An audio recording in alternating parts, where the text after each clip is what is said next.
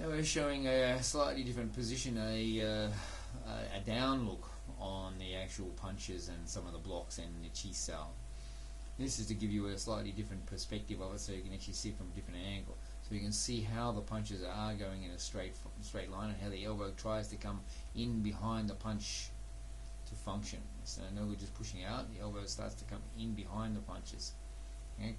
This is staying very stable there for you, so you can see that there's very little body motion, okay, because it's all in little momentary twitches.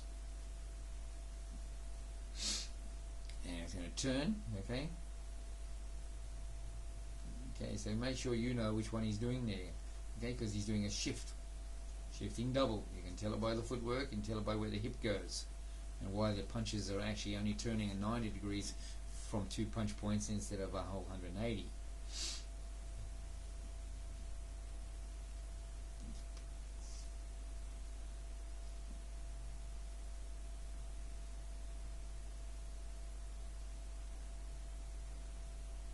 Good.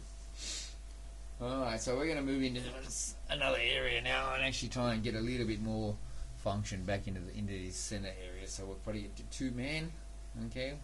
We're going to do a upper level block.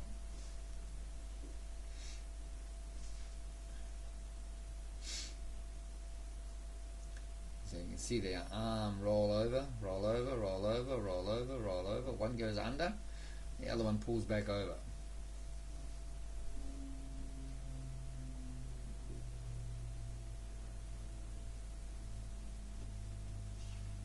If you do a very high one, you'll notice your hand is a little lower, your rear hand is lower. If you're doing low ones, you'll notice your hand is higher, your rear hand is higher. And that's what you can see here, that Chris's hand is underneath the other hand. Because he's doing an upper level block. A high one, his hand will be low, rear palm, guarding his abdominal area. Okay, this is the angles of the palms as the punch is going across. See me pushing in, still bald as ever. Alright, but you can see how Chris didn't have to move his body weight, he actually just pushed the function. This is a punch to punch from the aerial view, so you can see a different angle on the slides. And you can see the changes happen, and you hardly notice where the changes happen. They just change. Okay, you got to learn to get smooth with these changes. It's no good actually just pause everything and stop everything. Okay, when the punches are coming out, you just want to change cross sides, cross sides, cross sides. Because your opponent is going to be actually trying to hit you, you might have to actually alternate your technique and vary it to suit the circumstances in front of him. At this point, you're going to see here, we're going to go back to that sliding palm from an aerial view.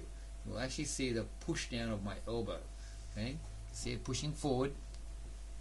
There we go.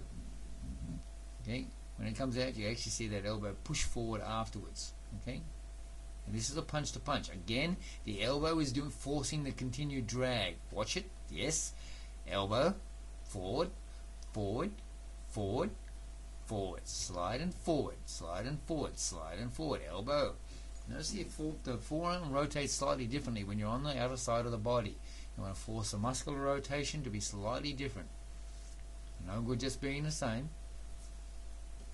Here I'm doing a slight forward and roll up, out, forcing Chris's punch away from my face. Okay, and here we're doing a double function. Notice the 2 hands, and I'm also doing a double punch at the same time, showing you how to feel. Okay, when the punch is starting to come to you, you're going to follow it, but you're going to follow it as well as checking it and hitting it at the same time. So you see the hands sort of interacting in there. Good. That's good stuff. This is the advanced areas, and it's really something you could look at. Here he is, he's looking to push into 1 to 5s. Yeah, tough work. Okay, now we're looking at chi sao.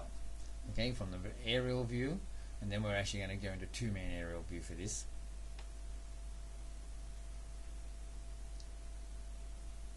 Here we go. Look at the hands. Okay, and they turn. Okay, yes. Okay. And relax at it. Don't try and be overbearing on your function here.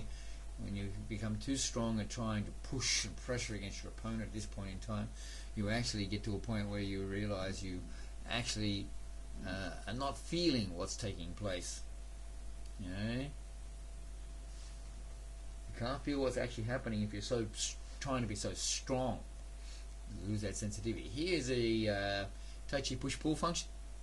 Again, doing the rotations, showing the transition between the hip and knees as you lean forwards and backwards. Alright, getting closer to finishing here on this disc. Rolling forwards and backwards. That's good. I might do a breakout here into a technique. Good.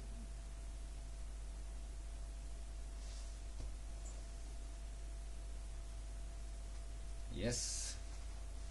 Notice how the hand dropped underneath and pulled